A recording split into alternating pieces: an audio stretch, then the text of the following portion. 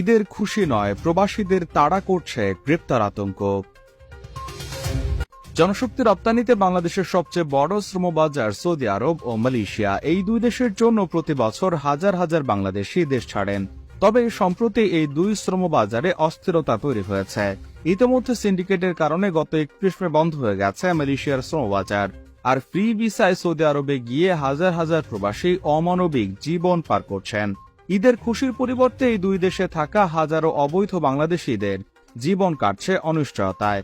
মালয়েশিয়ার সরকার অবৈধ প্রবাসীদের বিষয়ে কঠোর সিদ্ধান্ত নিয়েছে।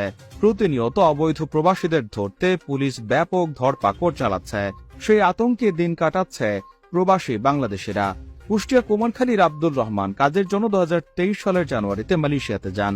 সেখানে যাওয়ার পর জানতে পারেন তার কাজ পেতে কিছুদিন লাগবে। তখন দালালের সঙ্গে যোগাযোগ করেন। দালাল কাজ দেওয়ার আশ্বাস দেয়, কিন্তু তারপর কয়েক মাসেও